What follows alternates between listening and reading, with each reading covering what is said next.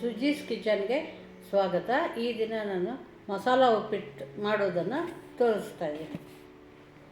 ಬೇಕಾಗಿರುವ ಪದಾರ್ಥಗಳು: ಒಂದೆರಡು ಚಕ್ಕೆ, ಒಂದೆರಡು ಲವಂಗ, ಒಂದೆರಡು ಏಲಕ್ಕಿ, ಬಿರಿಯಾನಿ ಎಲೆ ಒಂದೆರಡು, ಆಮೇಲೆ ಶುಂಠಿ ಬೆಳ್ಳುಳ್ಳಿ ಪೇಸ್ಟ್ 1 ಸ್ಪೂನ್, 2 ಈರುಳ್ಳಿ, 2 ಟೊಮೊಟೊ, 4ರಿಂದ 5 ಹಸಿಮೆಣಸಿನ್ಕಾಯಿ, ಕರಿಬೇವಿನ ಸೊಪ್ಪು, ಕೊತ್ತಂಬರಿ ಇಷ್ಟನ್ನು ಸಣ್ಣದಾಗಿ ಹೆಚ್ಚಿಟ್ಕೋಬೇಕು. ನಂತರ ಬೀನ್ಸು, ಕ್ಯಾರೆಟು, ಆಲೂಗಡ್ಡೆಯನ್ನು ಸಣ್ಣಗೆ ಹೆಚ್ಕೋಬೇಕು. ಬಟಾಣಿ ಅಥವಾ ಅವರೆಕಾಳು ಹಾಕಿದರೆ ಇನ್ನೂ ಚೆನ್ನಾಗಿರುತ್ತೆ. ನಂತರ 200 ಗ್ರಾಮು ಹುರಿದಿರೋ ರವೆ, 150 ಗ್ರಾಮು ಹುರಿದಿರುವಂತಹ ಶಾವಿಗೆಯನ್ನು ತೆಗೆದಿಟ್ಕೋಬೇಕು. ಸ್ವಲ್ಪ ತುರಿದಿರೋ ಕೊಬ್ಬರಿ. ಇವಾಗ ಬಾಣಲಿಗೆ 4ರಿಂದ 5 ಸ್ಪೂನ್ ಎಣ್ಣೆಯನ್ನು ಹಾಕಿ,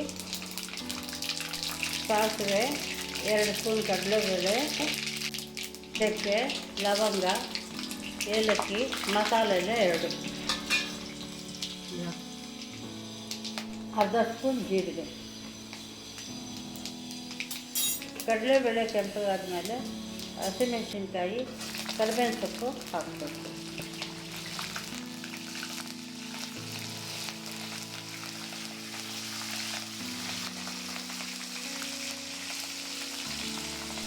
ಸಣ್ಣದಾಗಿ ಹೆಚ್ಚಿರುವ 2 ಈರುಳ್ಳಿಯನ್ನು ಹಾಕ್ತಾಯಿದ್ದೀನಿ.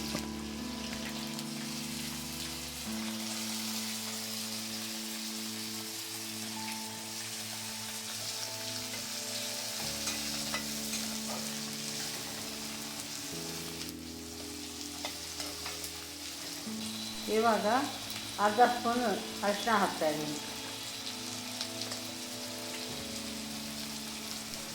1-2 ನಿಮಿಷ ಈರುಳ್ಳಿಯನ್ನು ಚೆನ್ನಾಗಿ ಫ್ರೈ ಮಾಡಬೇಕು.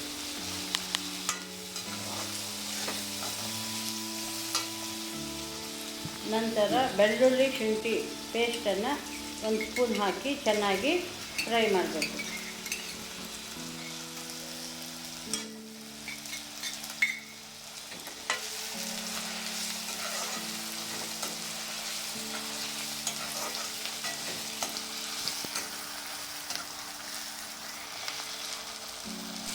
ಈರುಳ್ಳಿ ಫ್ರೈ ಆದಮೇಲೆ ಸಣ್ಣದಾಗಿ ಹೆಚ್ಚಿಟ್ಕೊಂಡಿರೋವಂಥ ಬೀನ್ಸು, ಕ್ಯಾರೆಟು, ಆಲೂಗಡ್ಡೆಯನ್ನು ಹಾಕ್ತಾಯಿದ್ದೀನಿ.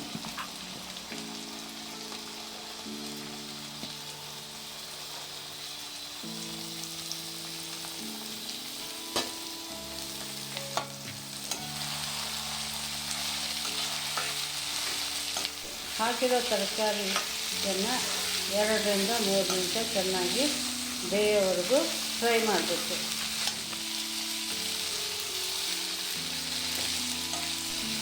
ಸಣ್ಣದಾಗಿ ಹೆಚ್ಚಿರೋ 2 ಟೊಮೊಟೊವನ್ನು ಫ್ರೈ ಮಾಡಬೇಕು.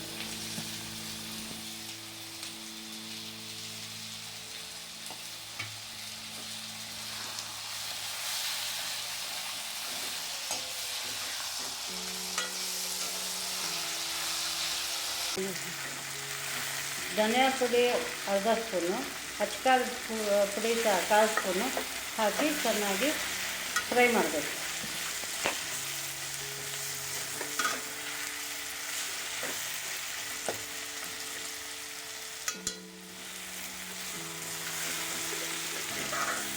ತರಕಾರಿ ಎಲ್ಲ ಫ್ರೈ ಆದಮೇಲೆ ರವೆ 200 ಗ್ರಾಮು ಮತ್ತು ಶಾವಿಗೆ 150 ಗ್ರಾಮ್ ತಗೊಂಡಿರೋದ್ರಿಂದ 3ರಿಂದ 4 ಲೋಟ ನೀರನ್ನು ಹಾಕಿ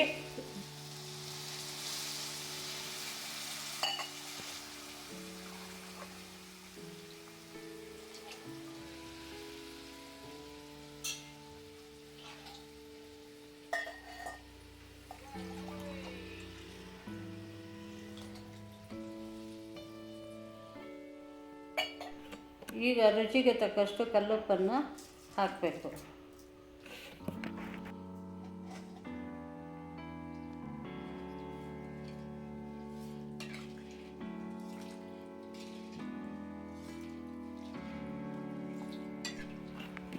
ನೀರು ಚೆನ್ನಾಗಿ ಕುದಿಯುವಾಗ ಹೆಚ್ಚಿರೋ ಕೊತ್ತಂಬರಿಯನ್ನು ಹಾಕಬೇಕು.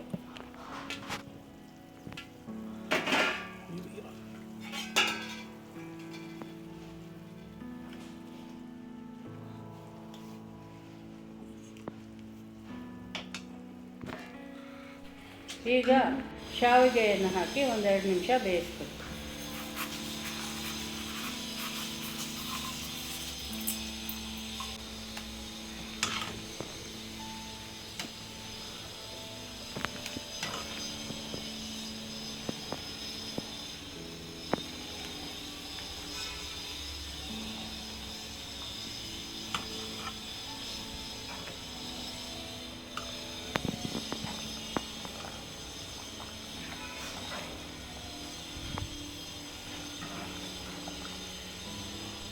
ಈಗ ರವೆಯನ್ನು ಹಾಕಿ 2ರಿಂದ 3 ನಿಮಿಷ ಬೇಯಿಸಬೇಕು.